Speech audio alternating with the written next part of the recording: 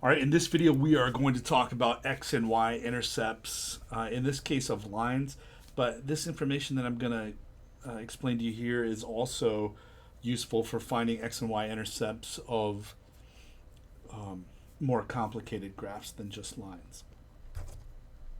Okay, so X and Y intercepts, what are they? X intercepts are the X coordinates of points where the graph of an equation crosses the X axis. So if we picture a Cartesian coordinate system and we have a graph, right? This point right here, I guess I can.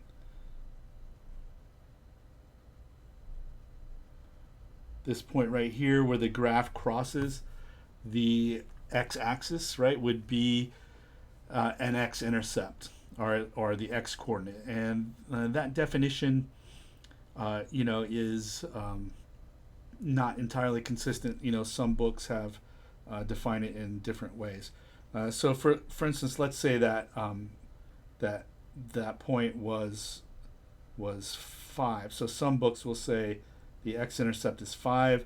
Other books will say the x-intercept is 5, 0. Okay, the y-coordinate of an x-intercept will always be 0, right? Because every point on the x-axis has a y-coordinate of 0.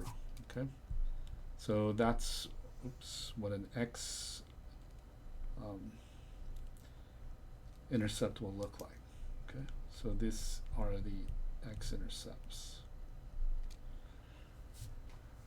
All right, and likewise, a y-intercept is going to be the y-coordinate or the ordered pair where a graph crosses the y-axis. So right here, right, that would be a y-intercept at that point.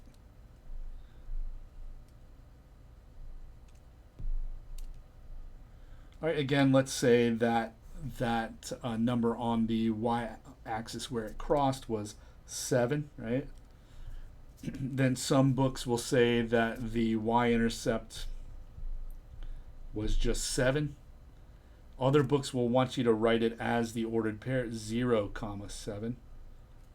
Okay, so it just kind of depends on your teacher and your book that you're using. I've seen it both ways. Um, so um, I don't, really. I usually just go with the number because a lot of people will forget. When students will forget these other points here. Not that that's a great reason or anything, but it's just easier to write that a lot of times. But a lot of times people want the point, and there's good reasons for having that.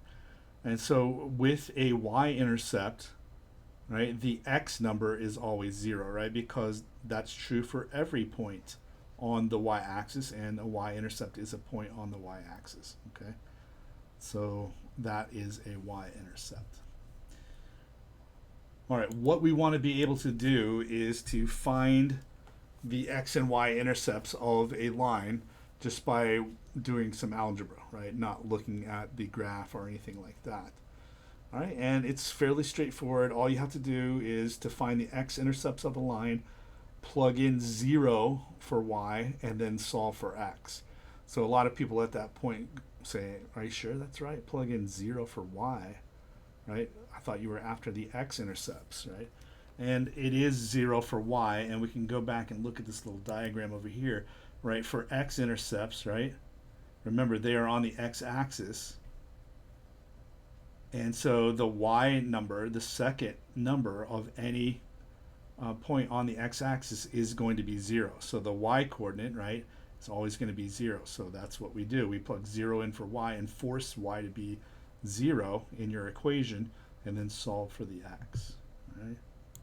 And it's very similar for the y-intercepts. To find the y-intercept of a line, plug in 0 for x, and then solve for y. And pretty much the same reason, right? Because we know that the y-intercept is on the y-axis, and every point on the y-axis has a first coordinate, an x coordinate, right, of 0. So we put in 0 for the x, right, force x to be 0, and then we solve for y in the equation. All right, so that's the idea behind what we're doing. Now let's actually look at an example here. So in this example, we have a line, right, 4x plus 6y equals 3.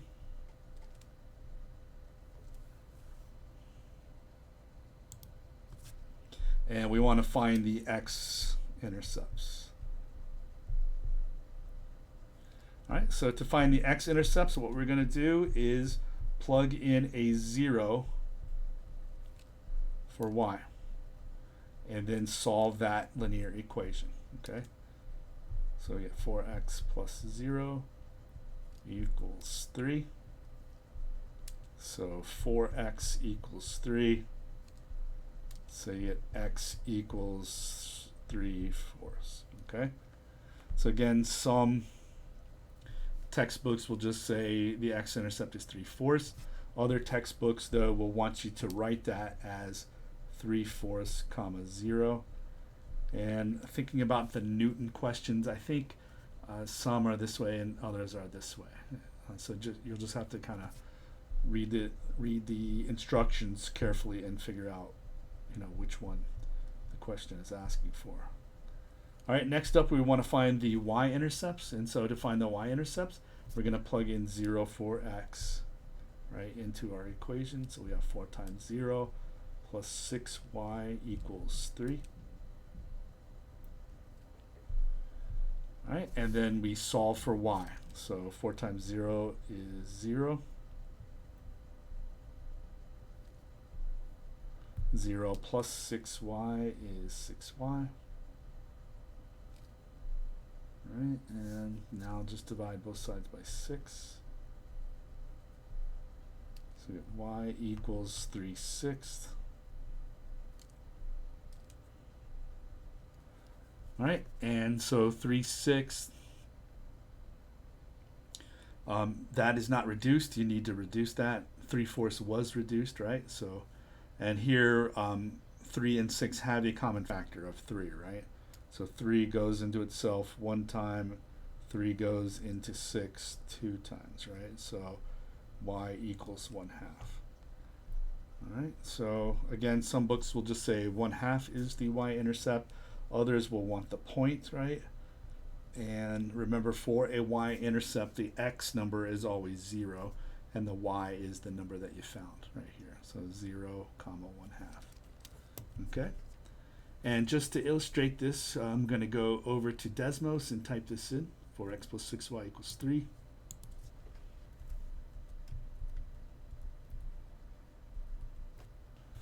All right, and if you notice, Desmos will highlight those for you. You can see, and then you can click on that. It won't give you the fraction answer, right, or the fraction answer, but you can see I get 3/4 0 and 0 1/2 on here. And I do prefer the, in algebra, you generally prefer fractional answers, right, over decimals for problems that aren't like applied type problems. So,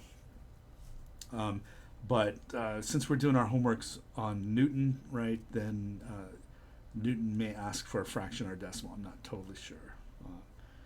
But anyway, if it asks for 1, then that's what you should do when you're working these problems on Newton. All right, so that's how you find the x and y intercepts of a linear equation, right?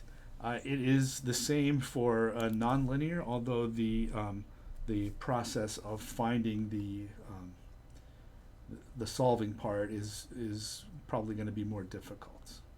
All right, that's it for this one.